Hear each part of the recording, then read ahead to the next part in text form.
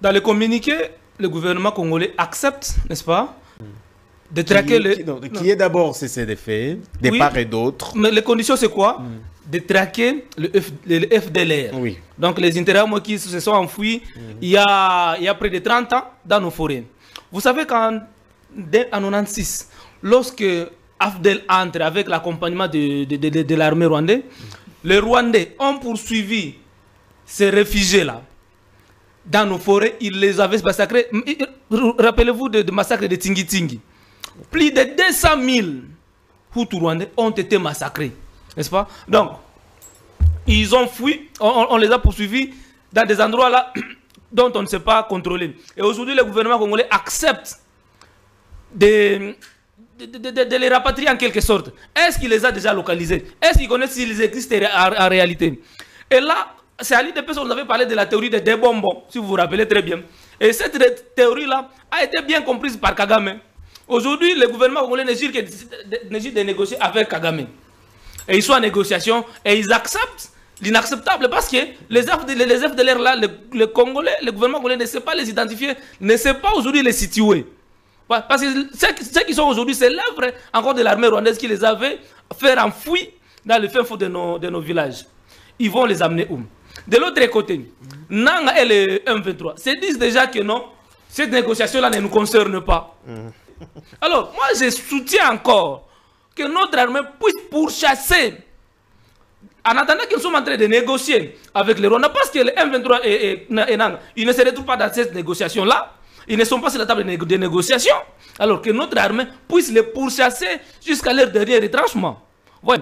Parce que ces rebelles-là, ils se diront que non, nous ne sommes pas concernés par ces négociations ici. Alors, il nous faut encore notre négociation. Et pourtant, Kinshasa se disent, niet, pas avec les rebelles, mais plutôt avec ceux qui vous soutiennent. Alors, plus on avance avec des négociations diplomatiques, qu'on y va avec aussi sur le front de guerre. Vous posez la question de savoir qu'est-ce qu'il faut faire.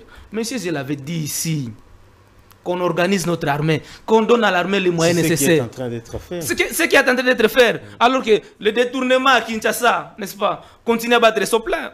Il n'y a pas récemment ici, il y a un scandale au ministère des Finances. N'est-ce pas? Il n'y a pas longtemps ici à la Banque centrale, on vient d'accuser des gens qui sont complices.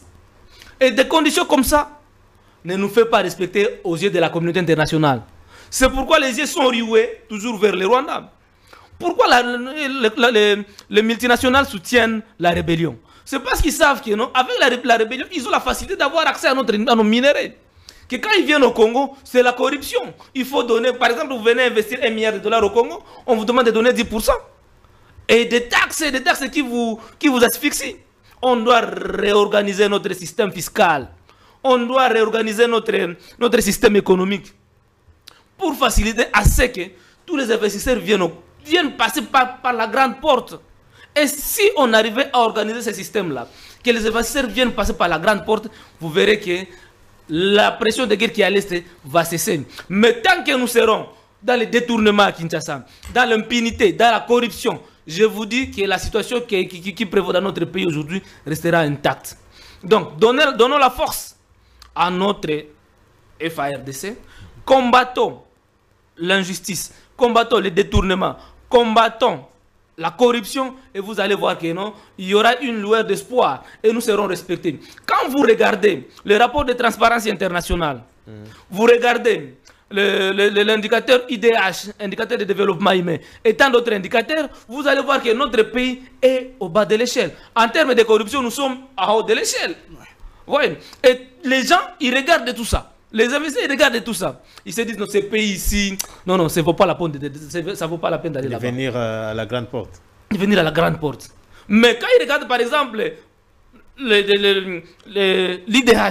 du Rwanda, quand bien même c'est masqué, parce que la réalité du Rwanda n'est pas connue, ils se disent que non, mais quand même il y a de l'espoir ici. On passe par là. Donc, qu'on organise à l'interne. Et c'est là qu'on attendait le président Félix Tshisekedi lors de son arrivée au pouvoir. Parce que nous avions combattu le pouvoir de Kabila. Nous avions décrié la gestion de Kabila. Et on croyait que l'avènement de notre gouvernement allait, n'est-ce pas, soulager tant soit peu la situation qu'on vivait au pays. Mais l'arrivée du pouvoir actuel, ça a encore empiré la situation. Parce que quand vous regardez le pouvoir d'achat des Congolais, le taux, n'est-ce pas, de chômage au Congo, la fluctuation de notre monnaie, n'est-ce pas? Vous allez vous rendre compte que rien ne marche. Rien ne va et la vie est devenue intenable au pays. C'est pourquoi, messieurs les journalistes, je suis fier d'avoir soutenu Dr Denis Mukwege, de l'avoir accompagné.